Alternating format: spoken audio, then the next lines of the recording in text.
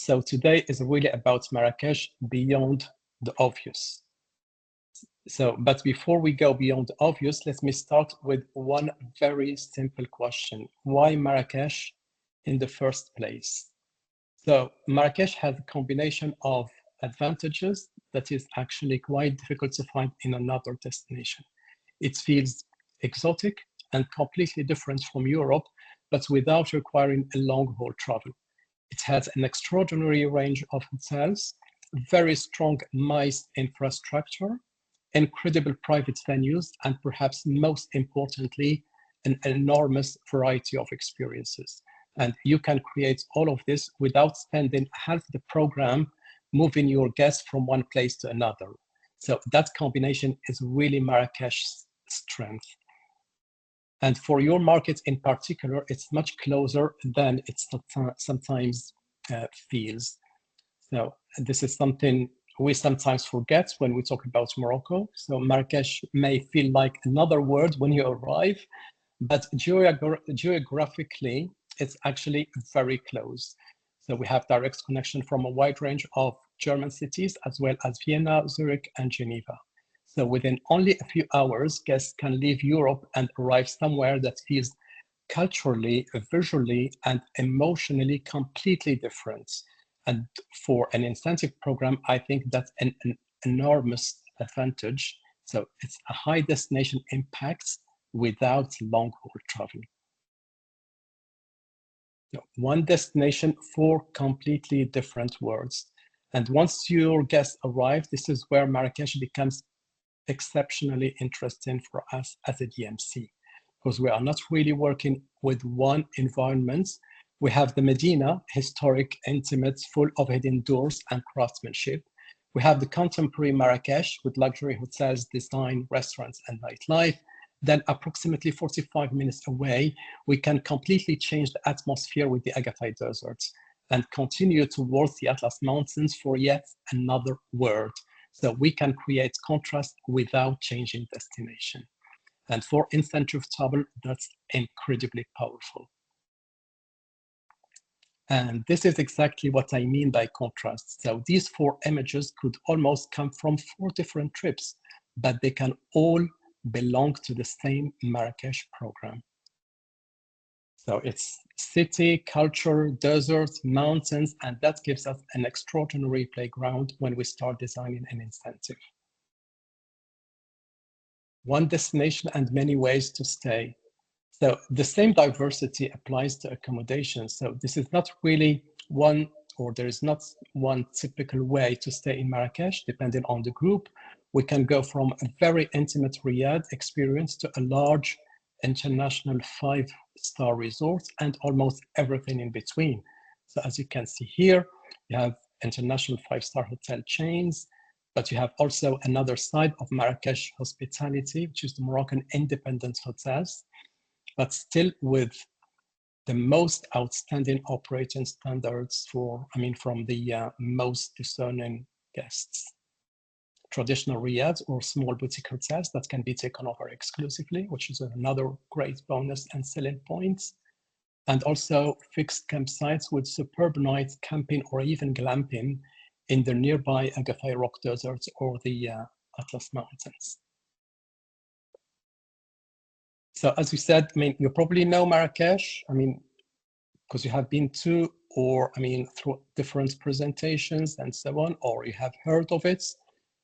So, and perhaps many clients know Marrakesh as well. So they have been to so many places. So the interesting question is no longer what we can show them in Marrakesh. The question becomes, what can Marrakesh become for them? And that's really what the rest of today's presentation is about. So 4 questions for one destination. So rather than giving you a catalog of activities, we have designed the rest of the presentation around 4 questions. And these are questions that we hear when we are working with incentive planners. So first, if the guests already know Marrakesh, how do we surprise them? Second, how much contrast can we create without losing valuable program time in transfer?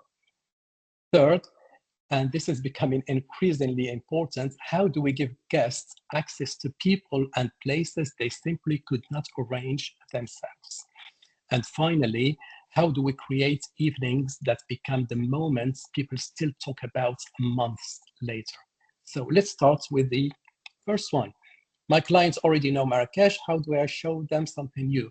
For me, the answer is actually quite simple. Don't necessarily show them more Marrakesh. Give them access to another Marrakesh. And let's start with behind the doors. One of the things I love most about Marrakesh, and so clients too, is that you never really know what is behind the door. You can be walking through a very simple Medina street with almost nothing to suggest what is inside, and then a door opens onto an extraordinary riad, a private residence, a garden, or a palace. And this is where working with the right local partners becomes important, because the experience is not simply walking through the Medina, it's about opening doors that guests would not normally know exist or be able to access on their own.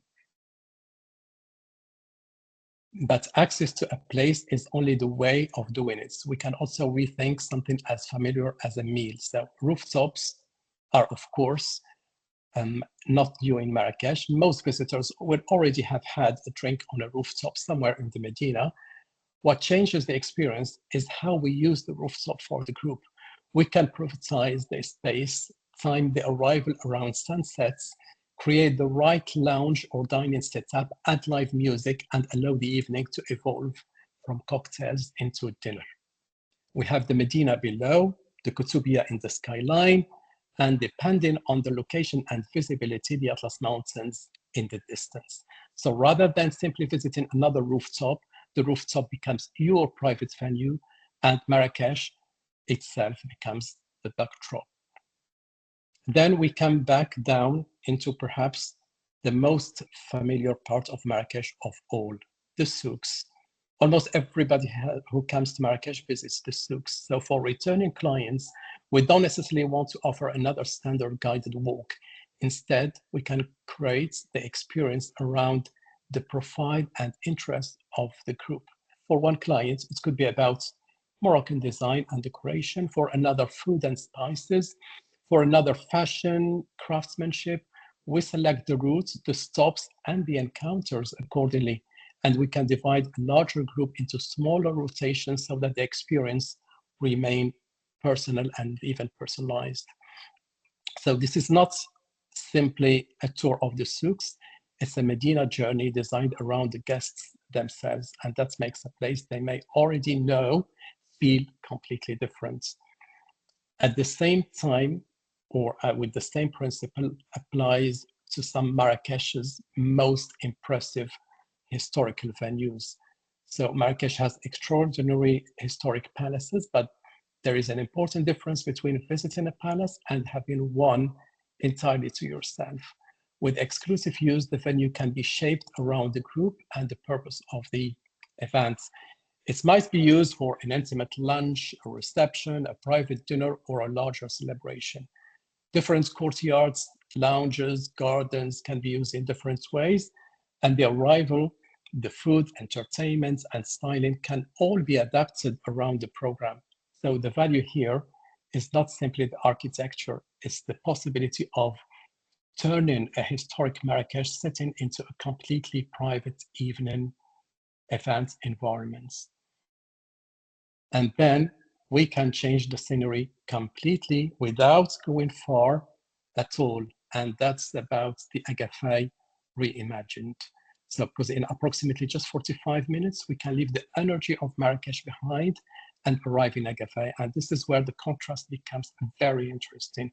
Most planners who know Marrakesh also know the Agafay Desert. It has become a very established part of incentive program. So we are not presenting Agafay itself as something new, but the question is, how do we use familiar destination differently? So instead of automatically repeating the standard formula, we can use the landscape for different moments of the program: sunset cocktails, wellness, private picnics, or stargazing. And that's what we mean by Agafay reimagined. So the same landscape, yes, but it's a completely different purpose. Agafay reinvented.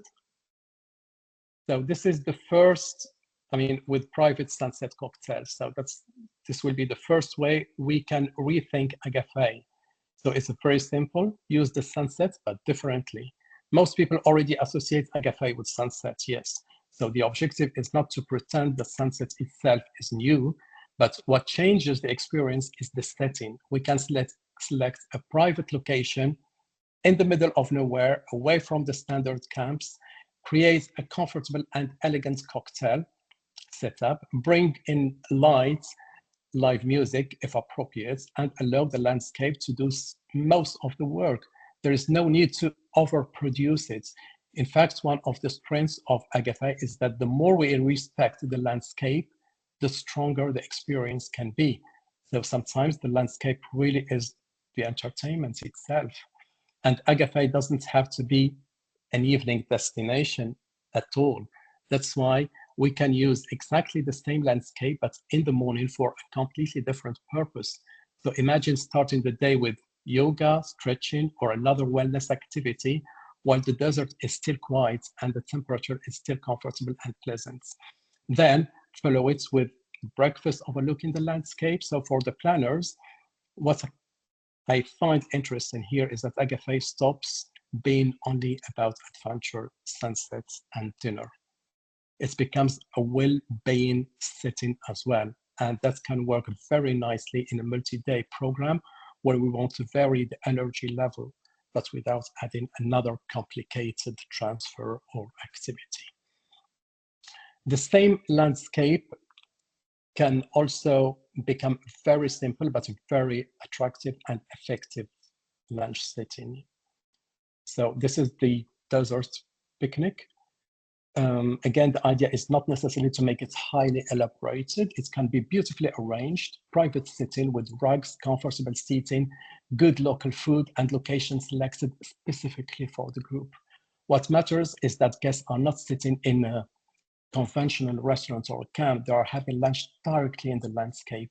And depending on the group and budget, the setup can be simple or more sophisticated. So the appeal is the sense of having a place in Agafay temporarily created but just for them. And when the daylight disappears, Agafay gives another potential and possibility. So stargazing is another experience that works exceptionally well here because of the atmosphere that changes completely after dark. So we can bring a professional astronomer and telescopes, create a comfortable setting, and give guests the chance to discover the night sky away from the city lights. This can be integrated after dinner or designed as an experience in its own right. What I really like about it is that it doesn't compete with the rest of the program, but it does really enhance it in such a great way and creates a completely different mood.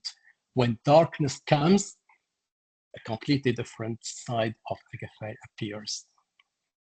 So we have moved from Marrakesh to Agafay in a very short time, but we can create even more contrast, but without turning the program into a series of long transfers. That brings us to a second question, which is how much contrast can I create, but without spending the program in transfers? So this is a very practical question for an incentive planner. Variety is important, but not if guests spend hours every day on the road. Marrakesh has a real advantage here because with a relatively compact radius, we can move from city to desert and then into the mountains. So the aim is not simply to slow the program down, is to change the landscape, the atmosphere, and type of experience while keeping the logistics manageable. And the High Atlas Mountains is probably the best illustration of that. So less than an hour from Marrakesh, depending on the area we choose, the scenery starts to change completely. So we leave the city environments and move into mountain roads, off-roads, villages, valleys, and much more open landscapes. for the guest, it feels like a completely different destination. And for the planner, however, we are still operating from the same Marrakesh base. And that's why we can easily change the landscape, not the destination. And the Atlas gives the opportunity to introduce local life, gastronomy, outdoor experiences, different styles of hospitality, but without having to rebuild the entire program around another city. So experiences that work exceptionally well, rather than trying to cover everything the Atlas can offer, we want to show you 4 formats that work particularly well for incentive groups. I mean, a picnic, a private one, or lunch beneath, the olive trees, encounters with the local community, a mountain cooking experience, and surprise moments integrated into the route itself. What they all have in common is that the Atlas becomes more than scenery. The landscape is combined with food, culture, and local interaction. So let's start with lunch. This is a very good example of how we can use the Atlas Mountains without overcomplicating the program. We select an attractive private setting, for example, beneath olive trees, and create a relaxed lunch picnic around it. The food remains local and appropriate to the setting. We can add a traditional music encounter, not necessarily as a formal performance, but simply as part of the atmosphere. And depending on the program, we can also enhance the visit with a sustainable, glass atelier experience. So within one part of the day, guests experience scenery, gastronomy, local culture, and craftsmanship. It's a compact mountain experience rather than simply another restaurant lunch. Meet the local community. So again, the Atlas allows us to bring guests closer to everyday local life, depending on the route and the day of the week. This can include a Berber village, local hospitality, a weekly Berber market, a small artisan workshop. And the important thing is not to turn the community into a performance, because we work with real places and real people and adapt the visit so that it remains respectful and comfortable for both sides. So for incentive guests, this adds a very different layer to the mountain experience. They are not only looking at the landscape, they are understanding who lives within it and how. So food also gives another very natural way to do that with the mountain cooking experience. A mountain cooking experience can begin with ingredients rather than with a finished meal. So depending on the program, guests can first discover a local market or local produce, then move into a hands-on cooking session. They prepare traditional dishes together and then sit down to enjoy the meal they have helped create. So this works really well because it combines activity and lunch in one experience. And it is easy to adapt to different group sizes by working in small teams or stations. So the journey is very clear. Local ingredients, traditional cooking, shared lunch, which is a great combination. So, but not every memorable part of the Atlas Mountains has to happen at the final destination. So that's why something we are really keen on is to make the route itself become part of the experience. So instead of treating the transfer as dead time between Marrakesh and the mountains, we can introduce small, carefully timed moments along the way. So that might be a scenic refreshment stop, a musical encounter, a local interaction, or another small surprise that makes sense in the location. These moments don't need to be complicated or expensive.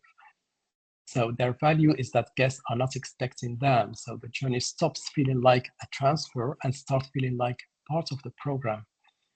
And if you want the Atlas experience to go beyond a day trip, there is another option. So what if the night was part of the experience? So what if we don't return to Marrakesh at the end of the day? Because this is where Kasbah Dif becomes particularly interesting. Its location gives a bridge between the Agafay landscape and the Atlas environments. Instead of treating the mountains as a day excursion, the overnight stay becomes part of the experience itself, and guests have more time, the rhythm changes, and we can build activities, meals, and private moments around the property rather than constantly moving. So the night is not simply accommodation, it does extend the experience. So this is the Kasbah Dif, which is magnificently located between the Agafay deserts and the Atlas Mountains. It's a masterpiece of Moroccan craftsmanship with earth, stone, wood, iron, so each element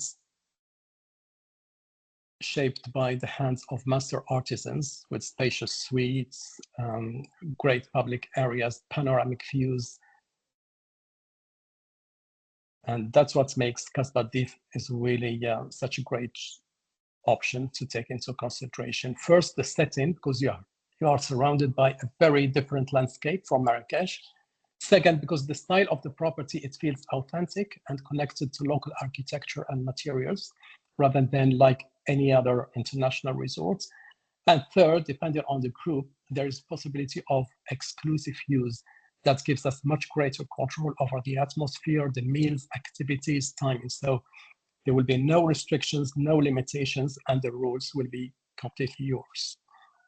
So for the right group, this is not a simple hotel choice. It can become the base for an entire private mountain chapter for the program.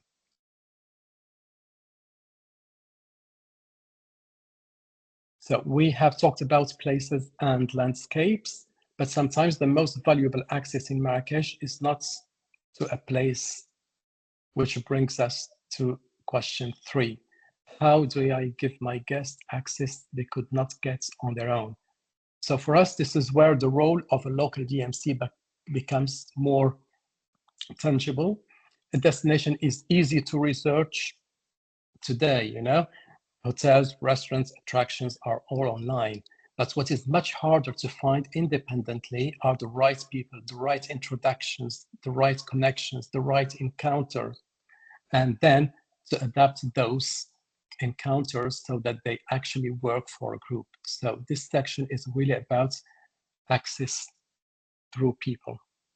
So Marrakesh is incredibly rich in people who carry specific knowledge and traditions, artisans, chefs, cultural personalities, historians, cooperatives, and the experience changes completely when guests meet the person behind what they are saying. So instead of simply buying an object, they understand who made it. Instead of simply eating the food, they meet the person who knows the tradition behind it. So the place remains important, yes, but the people are what bring it to life. And this is the Marrakesh we are talking about here, not just finished products and beautiful images, but the knowledge, hands, and traditions behind them. So Meet the Master is a good example as well. So rather than organizing a simple demonstration, we can arrange a private workshop encounter. Guests see the techniques at close range, understand the tools, the materials, hear directly from the person who has mastered the crafts. So depending on the artisan and the group, there can also be hands-on elements. And what matters is the exchange. So you are not simply showing guests Moroccan craftsmanship, you are introducing them to the persons who carries that knowledge. And the same approach works particularly well with the food, because Moroccan cooking classes are already well known. So again, the difference is in who teaches the experience and where it takes place. We can work in traditional kitchens with Dada chefs, women who have carried these recipes and techniques through generations. Guests don't only follow a recipe, they learn how ingredients are handled, how flavors are built, and why certain dishes are prepared in a special way. And then, of course, everyone shares the meal together. So the value is not simply learning to cook a tagine, it's learning from the people who have preserved it as a tradition. Likewise, beyond restaurants, we can also create a more direct culinary exchange with a local chef. This doesn't necessarily have to be a food cooking class. It might be a chef-led tasting, a discussion around ingredients, a demonstration, or part of a private meal. But the objective is to connect what guests are eating with the person, techniques and traditions behind it. And that makes the meal more personal and gives guests context they would not get from simply reading a menu. So here the food becomes the starting point for the encounter. Another option is access can also mean meeting people who help guests understand Marrakesh from another perspective. A storyteller, a historian, a cultural personality can bring the city to life through stories, personal knowledge, and conversation. This can be integrated into a visit, a private reception, or even an evening program. And it doesn't need to become a lecture because the best format is often short, informal, but interactive. So it gives guests a local perspective rather than simply another layer of information. And finally, one experience that works particularly well because every guest creates something personal, fragrance. Under the guidance of a master perfumer, guests discover Moroccan essences, learn how different notes work together, and create their own scents. So what I like about this is that it combines expertise, participation, and a very personal takeaway because everyone follows the same experience, but everyone leaves with something different. And because scent is so strongly connected to memory, it becomes a very natural way of taking a little piece of Morocco home. So guests discover Morocco through its scents and leave with one of their own. So why does this kind of access matter for an incentive program? Because it works on two levels. First, for the guests, these experiences create something special and personal. They meet people, participate, ask questions, and come away with stories that are much more difficult to produce independently or on their own if they come on a holiday, you know. But there is also a very practical benefit for the planner.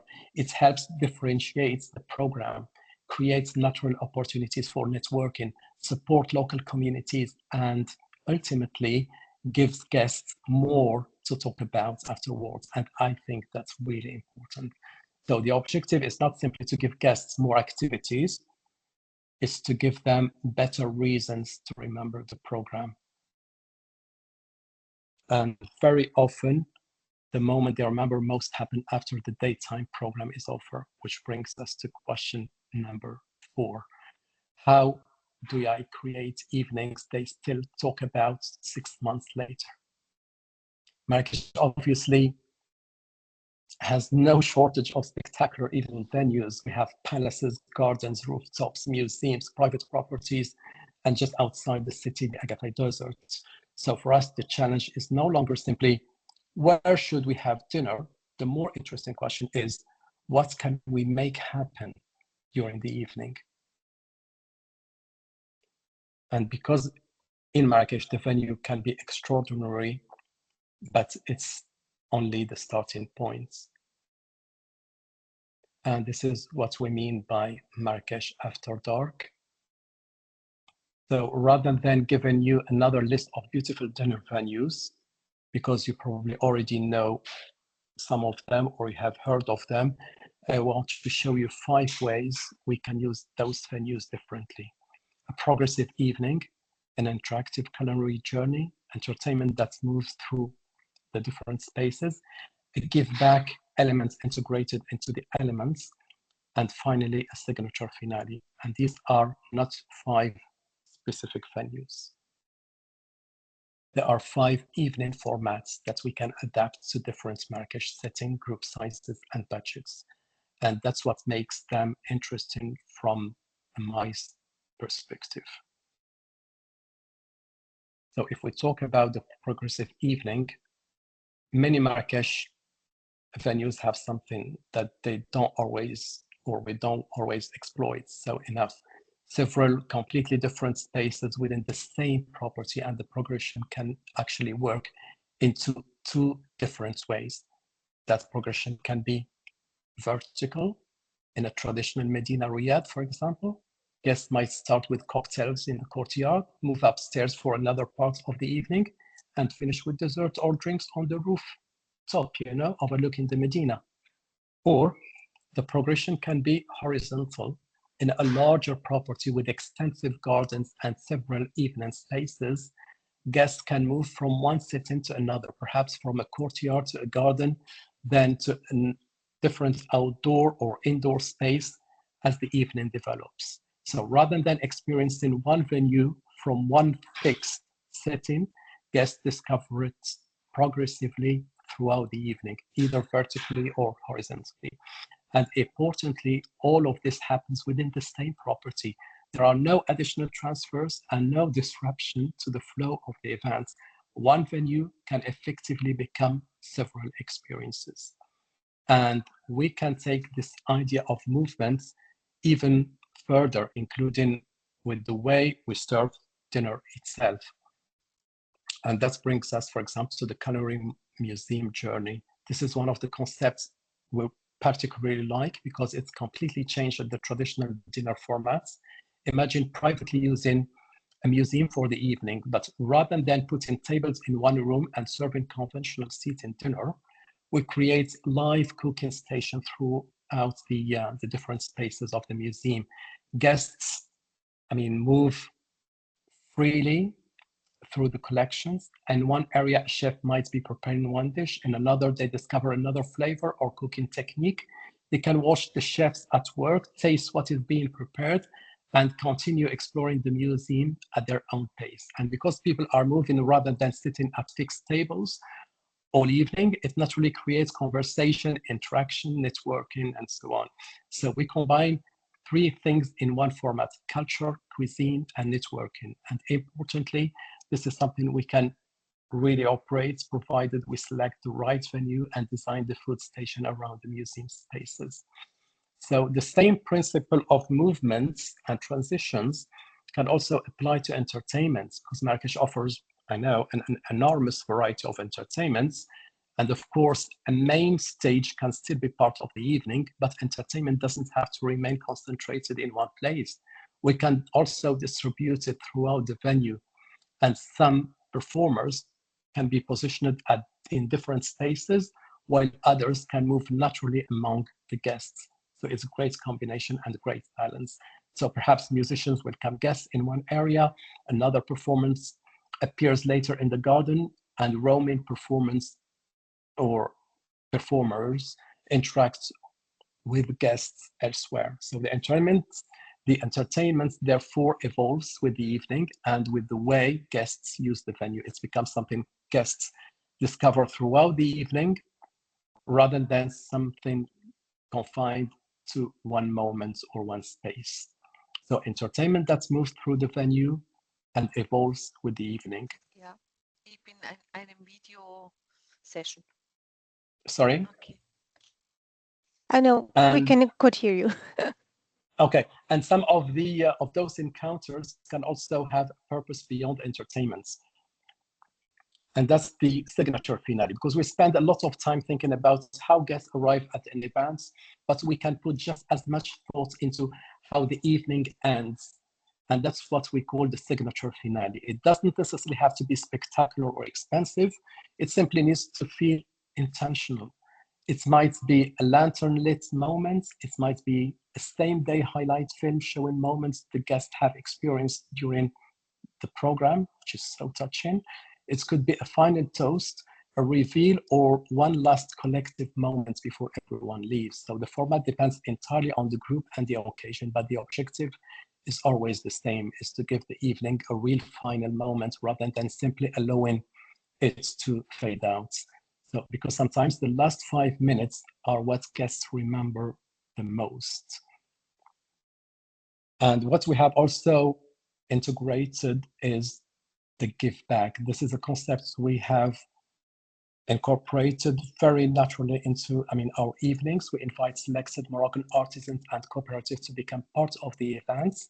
For example, an argan oil, a women cooperative, a wood turner, a tile mosaic artisan, or a brass worker.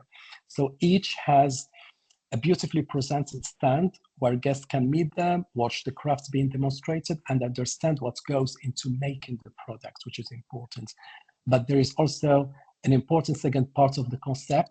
Each guest receives a handcrafted item from the artisan they meet, and those gifts can be purchased by the company. So instead of spending the corporate gifting budget on a conventional giveaway, part of that budget goes directly towards supporting local artisans and cooperatives. And the guests receive something authentic and connected to the evening, while the company creates a very tangible local contribution. So we are essentially turning corporate gifting into direct support for the local craftsmanship. And then after designing everything that happens during the evening, there is one final moment we should not overlook. It's a dessert dinner made your own. So, and of course, when we talk about Marrakesh evenings, we cannot leave out the Agafay dessert dinner, you know. I know this is not new to you. Agafay has become a Marrakesh classic, and many of your clients may already have experienced it, but what makes it particularly useful for MICE is its flexibility. Its proximity to Marrakesh means that we can easily incorporate Agafay into a single evening program. Guests can leave their hotel in Marrakesh, experience the desert and sunsets, have dinner and entertainment, and return to the city the same night. The evening itself can be adapted considerably. We can work with an existing camp or creating a more private setting depending on the group and the budgets.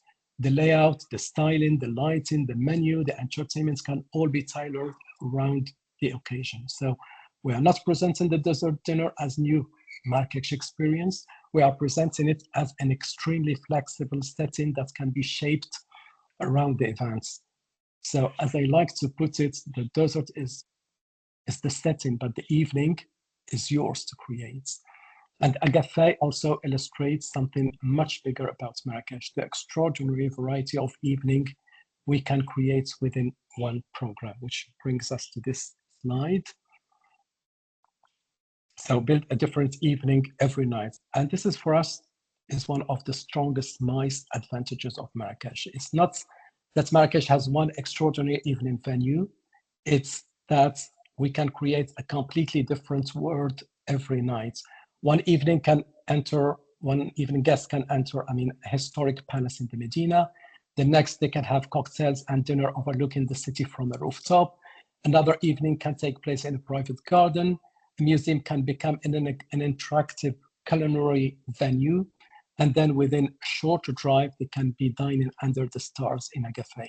So think about what that means for a 4-night incentive program. You don't have to repeat the same atmosphere twice. The guests remain based in Marrakesh, but every evening can have its own identity. So 5 settings, 5 atmospheres, but 1 destination. So we have looked at what Marrakesh can offer creatively. Let me bring this back to the practical questions you need to consider when planning a group. Marrakesh MICE Planner cheat sheets. So because inspiration is one thing, but as planners, you also need to know, does the destination actually work? And operationally, Marrakesh is a very easy destination to build around. The airport is close to the city. The Medina and the main hotel areas are easily accessible. There are even some places that are reachable within a very easy driving distance or even walking distance. Agafay is around, even Agafay Desert, we are talking about 40 to 50 minutes away. And the Atlas foothills can be reached in approximately 1 hour or slightly more, depending on whether we do a mix of off-road and on-road. So a 3 or 4 night program works really well because it gives us enough time to combine the city, culture, gastronomy, desert, mountains, even the cosmopolitan side of Marrakesh, but without overloading the itinerary. And even with time at leisure to enjoy quality time, especially if people are traveling with their partners. So, and accommodation ranges from intimate riads right through to large international luxury hotels. So the creative diversity you have just seen is supported by very workable logistics. And importantly, these possibilities are not limited to one particular group size. Because one question we often receive is, yes, this looks wonderful, but can it work for my group size? And the answer is that Marrakesh can work at very different scales. But we don't design the program in exactly the same way. With around 30 guests, we can think very intimately, private riads, rooftops, workshops, and highly personal encounters. But between 50 and 100, we can increase the level of exclusivity. Palaces, gardens, agafe, and desert and experience rotations that allow smaller groups to enjoy more intimate activities. And of course, for 100 guests and above, we start thinking differently again, venue buyouts, multiple rotations, and large-scale bespoke event productions. So the important point is that we don't simply take an experience designed for 20 people and multiply it. We adapt the format to preserve the quality of the experience at each scale, which is so important. And this brings us to something that guests rarely see, but you planners know is absolutely essential. It's the DMC value and the local knowledge. And this is where local knowledge becomes incredibly important, because Marrakesh offers an enormous number of possibilities, but the real work is knowing which one is right for which group, which rooftop works for 30 guests, which palace can comfortably accommodate 100 people with a nice flow, which artisan encounter can really work for a group rather than only for individual travelers.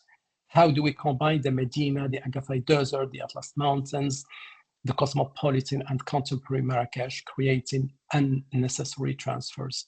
And how do we take a beautiful idea and make sure it works operationally on the day? That's where our role really begins. So that's why what you don't really see is that's what makes it work. Everything I've shown you today depends on what happens behind the scenes. And for us, there are 4 essential elements: access, knowing the people, the venues, the relationships that allows us to create experiences beyond what is simply available online. That's why, we have great connection and partnership with the local authorities, with stakeholders who recognize us for our reputation and our commitment to excellence. Group adaptation, taking an idea that may naturally work for 15 or 20 people and finding the right format for 50, 100 or more, without losing what's made it special in the first place. Logistics, yes, of course, because making the Medina, the Agafay Desert, the Atlas Mountains, hotels and activities, evening venues work together as one seamless program. And finally, event design, because understanding when we should add something, when we should transport something, and sometimes when the destination is strong enough that we should simply let it speak for itself.